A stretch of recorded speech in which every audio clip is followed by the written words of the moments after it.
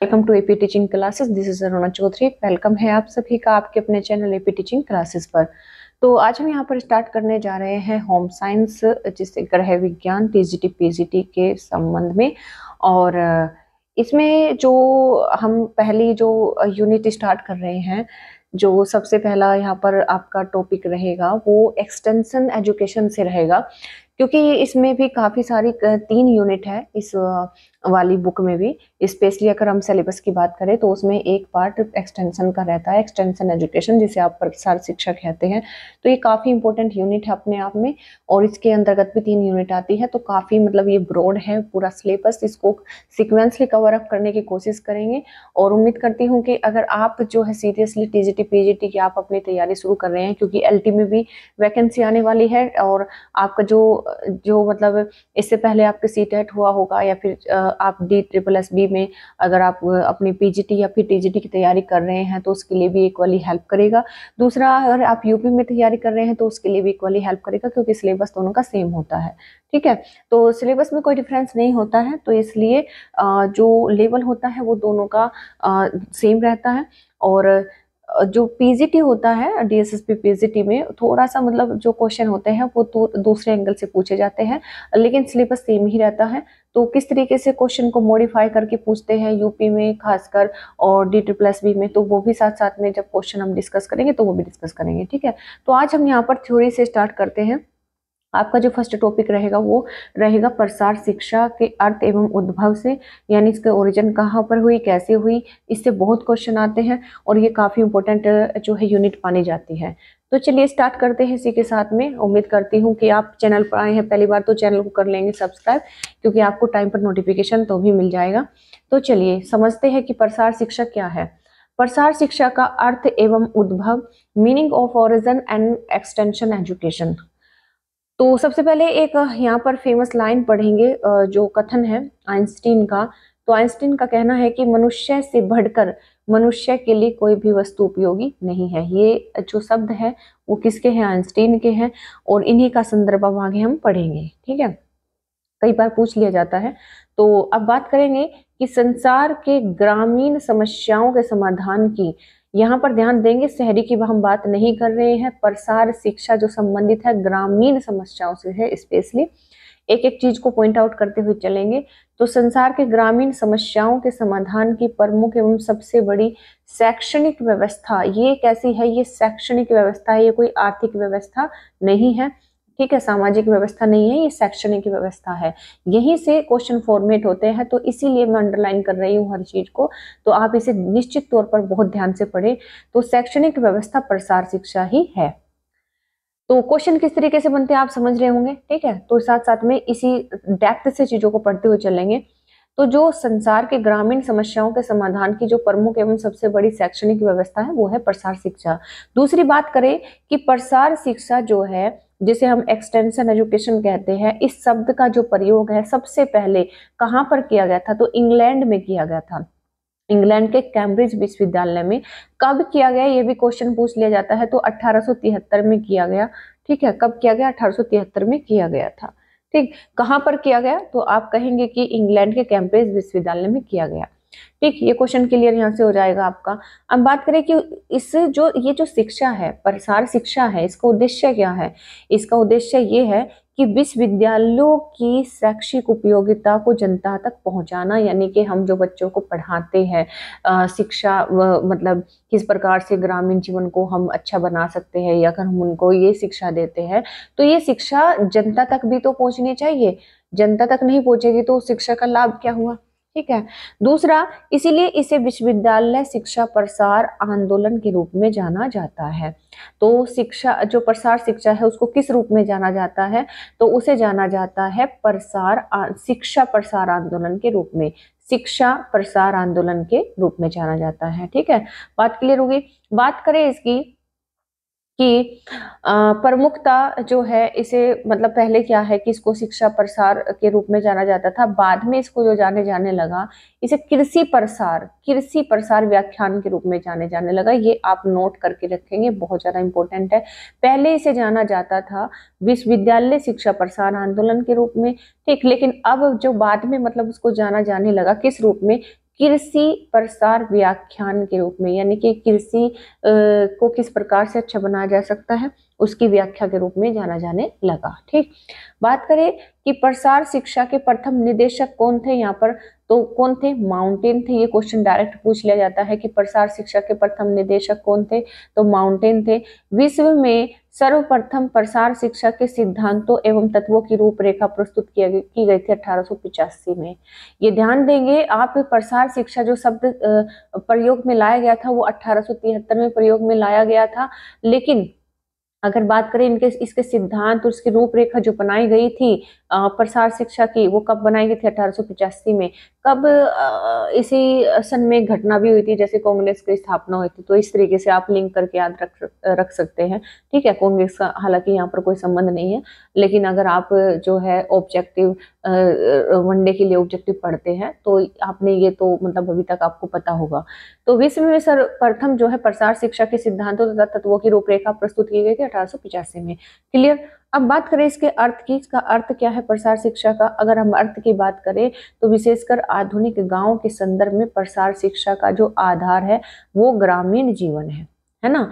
तो चूंकि ग्रामीण जीवन है, ग्रामीण जीवन को सुधारने का इसके पीछे उद्देश्य है, तो क्योंकि ग्रामीण जो गांव है, गांव के सर्वांगीण विकास हेतु ही इस विषय का प्रतिपादन हुआ है। ठीक, जब इस विषय का जो प्रतिपादन है वो स्पेशली किस लिए हुआ है, गांव के सर्वांगीण विकास के लिए हुआ है। ठीक, तो उसी के अर्थ में अब हम इसको समझेंगे प्रसार शिक्षा को। प्रसार की बात करें तो जो प्रसार शब्द है उसकी उत्पत्ति अंग्रेजी के एक्सटेंशन का हिंदी रूपांतरण है। अगर इसको इंग्लिश में बात करें तो एक्सटेंशन कहते हैं, हिंदी में कहें तो इसको प्रसार कहते हैं। ठीक है, एक्सटेंशन जो शब्द है वो टेंसियो, लैटिन भाषा के टेंसियो शब्द से लिया गया है। किससे, टेंसियो शब्द से लिया गया है। अब टेंसियो का मतलब क्या होता है, टेंसियो का मतलब होता है खींचना या फिर जो है फैलाना। ठीक है, कहाँ, किसकी तरफ, यहाँ पर जो x है, x का मतलब है आउट की तरफ। एक्सटेंशन, ये जो x है इसका मतलब है बाहर। ठीक है, इसका मतलब है बाहर, और इसका जो टेंसियो का मतलब है, इसका लास्ट वाला जो है, ये टेंसियो का मतलब क्या है, टेंसियो का मतलब है खींचना या फैलाना, यानी कि बाहर की तरफ फैलाना। ठीक है, तो जो प्रसार है, प्रसार का मतलब भी फैलाना होता है, बढ़ाना होता है। ठीक है, बात समझ गए, इंग्लिश में भी वही इसका मीनिंग हो जाएगा, यानी कि एक्स का मतलब बाहर और टेंसियो का मतलब फैलाना या फिर खींचना हो जाएगा। तो इस तरीके से इसका जो है अर्थ यहाँ पर पूछा जाता है, तो आपको यहाँ से अर्थ भी आपको क्लियर हो गया। अब बात करें कि अतः प्रसार शिक्षा इस प्रकार की शिक्षा है जो ग्रामों में तथा अन्य जगहों पर स्कूल व कॉलेज की सीमाओं के बाहर फैलाई जाती है, जो औपचारिक शिक्षा से हटकर होती है।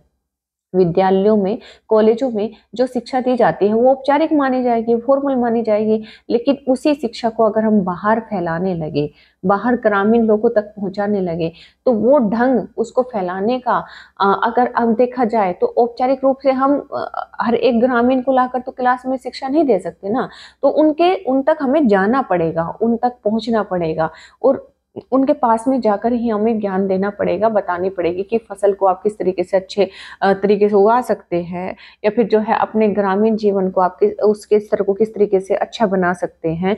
तो वो शिक्षा औपचारिक से हटकर हो जाएगी, वो अनौपचारिक के लेवल पर आ जाएगी। ठीक है, यह ग्रामीण लोगों की शिक्षा है और उनका सामाजिक सांस्कृतिक विकास करने के लिए प्रसार शिक्षा विद्यालय के बाहर की शिक्षा है ना। ये विद्यालय के अंदर की शिक्षा नहीं है, विद्यालय के बाहर की शिक्षा है। इतना तो आप समझ ही गए होंगे कि ये शिक्षा है किस प्रकार की। अब बात करें कि इसमें शिक्षा दी किसको जाती है, तो इसमें जो प्रौढ़ शिक्षा एवं अनौपचारिक शिक्षा का समावेश होता है, यानी इसमें बच्चे थोड़े ना पढ़ाए जाएंगे। जब आप खुद पढ़कर किसी को, दूसरे को, जो गांव में पहुंचकर आप लोगों को ज्ञान दे रहे हैं, तो वो बच्चे नहीं है, वो अपने आप में प्रौढ़ है, जो खेती बाड़ी करते हैं, जो गांव में अपना जीवन व्यतीत कर रहे हैं। तो इसमें प्रौढ़ शिक्षा एवं अनौपचारिक शिक्षा, अनौपचारिक कैसे हुए मैंने आपको समझा ही दिया है, तो दोनों का समावेश है। ठीक है, तो अब अगर मैं आपसे ये पूछूं कि प्रसार शिक्षा निम्नलिखित में से किस प्रकार की शिक्षा है, औपचारिक शिक्षा है, अनौपचारिक शिक्षा या फिर प्रौढ़ शिक्षा है, या फिर निम्नलिखित में से कौन से, मतलब आप बी सी इस तरीके से है या फिर सभी, तो आप कहेंगे कि औपचारिक तो ये है नहीं। ठीक है, औपचारिक से तो हटकर ये किस पर आती है, ये अनौपचारिक पर आती है, और फिर ये किस प्रकार की शिक्षा है, ये प्रौढ़ शिक्षा है। ठीक है, तो इस तरीके से आप जो है अपने क्वेश्चन इस तरीके से फॉर्मेट इसमें होते हैं। बात करें कि यह शिक्षा सामान्य स्त्री पुरुषों एवं कृषकों को दी जाती है, ये क्या इसमें महिलाएं भी शामिल होती हैं? इंपॉर्टेंट बात है ना, ये पूछा जाता है क्या ये सिर्फ पुरुषों की शिक्षा है या फिर महिलाओं की भी शिक्षा है? तो इसमें महिलाएं भी शामिल होती है। ये सामान्य स्त्री एवं पुरुषों एवं कृषकों को दी जाती है। ठीक है, प्रौढ़ों की शिक्षा है, कृषकों की शिक्षा है, सामान्य स्त्री पुरुष की शिक्षा है, तो ये आपको ध्यान रखना है। प्रसार शिक्षा लचीली एवं नमनीय होती है, कठोर या फिर जो है मानकीय नहीं होती है, ये लचीली और नमनीय होती है। ठीक है, बात क्लियर हुई। बात करें नेक्स्ट की यहाँ पर कि प्रसार शिक्षा, अभी तक आपने काफी अच्छे से समझ लिया होगा प्रसार शिक्षा को। अब प्रसार शिक्षा जो है वो मानव व्यवहार के चतुर्पक्षीय क्षेत्र में परिवर्तन लाने का प्रयास करती है, यानी कि चहुमुखी, चारों तरफ से उनका जो है विकास करना चाहती है ग्रामीण वासियों का। तो जो चारों पक्ष है वो कौन कौन से है जिन पर ये मतलब प्रयास चाहती है, ताकि ये मानवीय व्यवहार को सुधार सके, यानी कि जो लोगों का व्यवहार है उसमें कुछ ना कुछ सुधार बदलाव आ सके। तो बात करें कि प्रथम पक्ष वह कि लोगों की ज्ञान एवं जानकारी में परिवर्तन, उनको जो ज्ञान है वो आएंगे, लोगों के से मिलेंगे, उनको वो ज्ञान देंगे, तो लोगों का ज्ञान बढ़ेगा, जानकारी में परिवर्तन आएगा तो व्यवहार में भी परिवर्तन आएगा। दूसरा जो इनका मतलब उद्देश्य है, ये जो प्रयास करते हैं कि लोगों के काम करने के कौशल और ढंग यानी तरीके में परिवर्तन आ सके। हाँ, अगर उनको एक तरह की सी जानकारी उनको बढ़ेगी तो सीधी सी बात है उनमें कौशल यानी कि वो अच्छे अच्छे तरीके से खेती बाड़ी करना, अपने तरीकों को जो है मतलब वो बदलेंगे, उनमें परिवर्तन आएगा। ठीक है, बात करें तीसरे पक्ष की कि लोगों की मनोवृत्ति और बातों में परिवर्तन। हाँ, जब वो उनमें मतलब कहीं ना कहीं वो अपने अंदर डेवलपमेंट देखेंगे तो उनकी जो मानसिकता बनी हुई थी अभी तक खेती बाड़ी को लेकर, गांव के जीवन को लेकर, तो वो जरूर चेंज होंगी, उनकी मनोवृत्ति जरूर चेंज होगी, उनका एटीट्यूड बिल्कुल चेंज होगा। तो वो अपने आप को बड़े किसान के रूप में देखेंगे तो उनकी मनोवृत्ति बिल्कुल चेंज होगी। बात करें चतुर्थ पक्ष की कि लोग वास्तव में क्या कर सकते हैं इस अवधारणा में परिवर्तन। अभी तक वहां के लोगों को, ग्रामीण लोगों को यही लगता था कि वो कुछ नहीं कर सकते हैं, खेती में रखा है क्या है, गांव के जीवन में क्या रखा है। तो जब उनको ये ज्ञान होगा, जानकारी ज्यादा मिलेगी, तो सीधी सी बात है उन्हें ये विश्वास होगा, ये अवधारणा उनकी चेंज होगी कि वो क्या कर सकते हैं वास्तव में एक्चुअल में, है ना। तो ये चार पक्ष हम कह सकते हैं कि इन पर जो है काम किया जाता है मानवीय व्यवहार को सुधारने के लिए लोगों का। ठीक है, ये कौन काम करता है? ये प्रसार शिक्षा काम करती है। तो प्रसार शिक्षा का जो काम है वो मनुष्य के, ग्रामीण लोगों के चतुष्पक्षीय व्यवहार पर काम करना है। तो चारों पक्ष आप समझ गए। चारों पक्ष की पहले उनको जानकारी देना जिससे उनके कौशल में परिवर्तन आए, जिससे उनकी मनोवृत्ति में परिवर्तन है। कौशल में परिवर्तन आएगा तो मनोवृत्ति यानी कि एटीट्यूड भी चेंज होगा, है ना। और फिर उन्हें कॉन्फिडेंस भी तो आएगा जिससे उनकी अवधारणा में परिवर्तन होगा कि वो वास्तव में क्या कर सकते हैं। ठीक, इस तरीके से उनका तो चहुमुखी विकास हो गया। अब बात करें कि इस प्रकार प्रसार शिक्षा को प्रसार कार्य, प्रसार सेवा, कृषि, पशुपालन, चिकित्सा, डेयरी, गृह विज्ञान प्रसार तथा स्कूल के बाहर की शिक्षा व्यवस्था के रूप में भी परिभाषित किया गया। पहले इसको प्रसार शिक्षा के रूप में जाना जाता था, सिर्फ प्रसार शिक्षा के रूप में। उसके बाद में आपने देखा कि इसे प्रसार कार्य, प्रसार सेवा, कृषि, पशु चिकित्सा, डेयरी, गृह विज्ञान प्रसार, स्कूल के बाहर की शिक्षा की व्यवस्था के रूप में जाने लगा। यानी कि इसके इतने सारे काम हो गए, जितने सारे काम हो गए उतने सारे ही इसके नाम हो गए। अब अर्थात ग्रामीण लोगों की आवश्यकता के अनुसार उनके साथ कार्य करना ही प्रसार शिक्षा है। जैसी उनकी आवश्यकता है उसी तरह से ये शिक्षा काम करती है और इसी को हम कहते हैं प्रसार शिक्षा। यानी कि अगर उनको जो है कृषि पशुपालन से संबंधित ज्ञान देना है तो वो इसमें संबंधित ज्ञान देंगे, अगर उन्हें घर से संबंधित ज्ञान देना है तो गृह विज्ञान प्रसार शिक्षा कहलाएगी। ठीक है, तो जैसी आवश्यकता वैसे उनके साथ में जो है काम करना। बात क्लियर हुई। आगे बढ़ते हैं, इसमें समझते हैं कि प्रसार शिक्षा की आवश्यकता क्यों है, क्यों प्रसार शिक्षा की आवश्यकता है, क्या इसके बिना काम चल सकता है, क्यों इसकी आवश्यकता महसूस हुई? इसलिए हुई क्योंकि प्रसार शिक्षा गांव के लोगों की रुचियों एवं आवश्यकताओं पर निर्भर करती है। बहुत सी आवश्यकताएं होती हैं, उनके अलग अलग इंटरेस्ट होते हैं, वो भी चाहते हैं कि वो इस तरह आज इस बार जो है ये वाली फसल करे, या फिर वो चाहते हैं कि इस बार ये वाली फसल नहीं दूसरी वाली फसल करे। तो उनकी रुचि अलग हो सकती है, उनकी आवश्यकता अलग हो सकती है। तो लोगों की रुचियों एवं आवश्यकताओं पर निर्भर करती है प्रसार शिक्षा। दूसरा यह है कि यह शिक्षा एवं इसके प्रोग्राम लोगों की समस्या एवं आवश्यकताओं पर निर्भर करते हैं। यह 3 तरह के मानव व्यवहार में परिवर्तन करती है। देखिए, हमने ये देख लिया कि ये जो है मनुष्य के व्यवहार में गांव के लोगों के व्यवहार में परिवर्तन करने के लिए 4 प्रकार के काम करती है। ठीक है, पहला तो हमने ये पढ़ लिया है।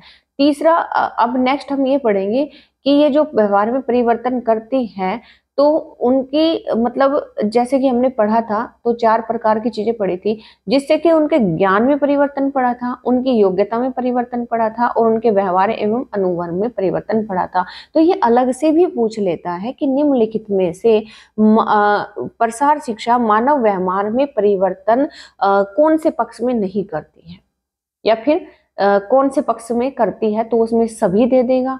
ठीक है, या फिर जो है निम्नलिखित में से एक को यहाँ पर गलत रख देगा। इस तरीके से क्वेश्चन बनते हैं। तो ये 3 आपको ध्यान रखना है, ज्ञान में परिवर्तन, योग्यता में परिवर्तन और व्यवहार एवं अनुभव में परिवर्तन ये करने का प्रयास करती है। दूसरा यहाँ पर जो प्रथम है ये ज्ञान में परिवर्तन। प्रथम परिवर्तन सूचनाओं और व्यक्ति की बुद्धि और ज्ञान से जुड़ा है। इसके अंतर्गत अनाज को सुरक्षित रखना, विभिन्न रासायनिक खादों का उपयोग सिखाना, कृषि उत्पादन का सही बाजार आदि जानकारी लोगों को प्रदान करना। यानी उनको वो ज्ञान देना चाहती है कि मार्केट में किस फसल का क्या दाम चल रहा है, विभिन्न रासायनिक खादों का उपयोग वो कैसे करे, अनाज को वो कैसे सुरक्षित करे। तो ये जानकारी लोगों को एक तरह से ज्ञान के रूप में बांटी जाती है, ज्ञान के रूप में दी जाती है। तो उनका एक तरह से ज्ञान बढ़ाना या फिर ज्ञान में परिवर्तन जो है पहला काम हो गया। दूसरी बात करें कि दूसरा काम क्या करती है प्रसार शिक्षा लोगों के व्यवहार में परिवर्तन करने के लिए। दूसरा ये है कि जो द्वितीय परिवर्तन का उद्देश्य योग्यताओं का विकास करना है। इसमें लोगों की योग्यता और आदतों को सुधारना शामिल है। जैसे सब्जियां पकाते समय विटामिन नष्ट होने से बचाना, तो कैसे मतलब तरीके सिखाएंगे ना, उनके मतलब जो स्किल्स है उसमें डेवलपमेंट करने के लिए उनके जो तरीके बदलने पड़ेंगे। सब्जियों की फसल तथा उसे बाजार तक सुचारू रूप से पहुंचाना, भाई क्या पता वो जो है बग्गी वगैरह का इस्तेमाल करते हो फसल को पहुंचाने के लिए, बोरे भर भर के वो क्या करेंगे डायरेक्ट जो है एक ट्रक लाएंगे, उसमें जो है वहीं पर लेबर से डायरेक्ट भरवा देंगे। तो वो स्किल्स का यूज करते हैं। ठीक है, तो वो सिखाते हैं। तीसरा, यहाँ पर फसल नष्ट होने से रोकने के लिए उपयुक्त दवाइयों का छिड़काव। वो मतलब पहले क्या ग्रामीण लोग क्या करते हैं कि सामान्य तौर पर ऐसे ही फसलों को डाल देते हैं और ऐसे मतलब बीज डाल देंगे जिस तरह की फसल हो रही है, ठीक है, बस उसके वो ध्यान ही नहीं देते हैं कि उसको कीड़ा खा रहा है या फिर जो है कुछ खा रहा है, कीट पतंगे खा रहे हैं। तो वो बताते हैं कि आप जो है थोड़ा सा अपने तरीके बदलो जिससे कि आपकी स्किल्स डेवलप हो खेती करने की। तो वो इस तरीके के तरीके सिखाते हैं कि फसल नष्ट होने से रोकने के लिए उपयुक्त दवाइयों का आपको छिड़काव करना चाहिए। तो ये संबंध है किससे, योग्यताओं में विकास से, योग्यताओं में विकास से। तीसरा, यहाँ पर ग्रामीणों में वांछित एवं विचारों में परिवर्तन भी जरूरी है ताकि उनकी सोच बदले। तो जैसा लोग यह विश्वास करें कि संतुलित आहार मानव जीवन के लिए उपयोगी है एवं भूमि को लेकर नियंत्रित तरीके सिखाना, उपज बढ़ाने के लिए कार्य सिखाना, मतलब विचारों में परिवर्तन के लिए वो कौन सा काम करते हैं प्रसार शिक्षा। तो एक तो ये कि जो मतलब स्वस्थ रहने के लिए हमें संतुलित आहार मतलब करना चाहिए। ठीक है, दूसरा ये कि भूमि को लेकर नियंत्रित तरीके सिखाते हैं कि किस तरीके से आप जो है भूमि को लेकर मतलब आप अपनी जो सोच है आपकी कि इसमें कुछ नहीं उपज सकता है या फिर हम तो छोटे मोटे किसान हैं, तो वो भी मतलब उसमें जो है परिवर्तन किया जाता है सोच में। तीसरा यह है कि उपज बढ़ाने के लिए कार्य सिखाना कि आप अपनी उपज को और ज्यादा कैसे बढ़ा सकते हैं। आपकी सोच ये है कि ठीक है आपकी भूमि उर्वर नहीं है और इसमें जो है अच्छी जमीन नहीं हो सकती है, लेकिन हम आपकी सोच को बदलेंगे। कैसे बदलेंगे कि किस तरीके से उपज बढ़ाई जा सकती है उसके तरीके आपको बताकर। ठीक, तो इस तरीके से तीनों पक्ष पर यहाँ पर काम किया जाता है। तो हमने यहाँ पर समझा यहाँ पर फर्स्ट चैप्टर को, जिसमें हमने प्रसार शिक्षा का अर्थ, उसका उसका उद्भव यानी उसका विकास कब हुआ, ठीक है, उसके अन्य नाम कब कब उसको अन्य नाम दिए गए हैं किस किस के समय पर, और ये किससे संबंधित है ये हमने यहाँ पर देखा है। तो इस तरीके से हमने जो है कई बिंदुओं पर यहाँ पर आज चर्चा की है। तो ये चर्चा आपको समझ में आई होगी उम्मीद करती हूँ। ठीक है, इसी के लिए जो है इस तरीके से हम पूरा मतलब यूनिट को यहाँ पर डिस्कस करेंगे। तो पूरी यूनिट सिक्वेंसली चलेगी, इसी तरीके से आप वॉच करते रहिए। जो भी टीजीटी पीजीटी होम साइंस से तैयारी अपनी शुरू कर रहे हैं या फिर पहले से तैयारी में है, उनको प्रॉब्लम है और आपको लगता है ये क्लास उनके लिए वैल्यूएबल हो सकती है, तो आप उन्हें जरूर शेयर करें, ठीक है। और इसी के साथ में चैनल के साथ में जुड़ जाएं। लाइक, अगर आपको क्लास अच्छी लगी है तो आप लाइक कर सकते हैं, बाकी लोगों के साथ में जरूर शेयर करें। अपने डाउट कमेंट बॉक्स में कमेंट करके जरूर बताएं, हमारे साथ में अपना एक्सपीरियंस जरूर शेयर करें, ठीक है। कहाँ पर आपको क्या दिक्कत आती है, कौन से पोर्शन में कौन सी जो है जैसे इसका सिलेबस है, कौन से टॉपिक में आपको प्रॉब्लम आती है वो भी जरूर बताएं, उसी को हम नेक्स्ट डिस्कस कर लेंगे। और यहाँ पर सबसे बेटर ये है कि मैं सीक्वेंसली हर एक यूनिट को लेकर चलूंगी ताकि आपको कोई कंफ्यूजन कोई प्रॉब्लम ना हो। आप अपने नोट्स भी बना सकते हैं, अदरवाइज इसकी पीडीएफ के लिए आप टेलीग्राम ज्वाइन कर सकते हैं एपी टीचिंग क्लासेस के नाम से ही, उस पर इसकी पीडीएफ अपलोड कर दी जाएगी। तो मिलते हैं नेक्स्ट क्लास में, तब तक के लिए thank you, take care, bye bye.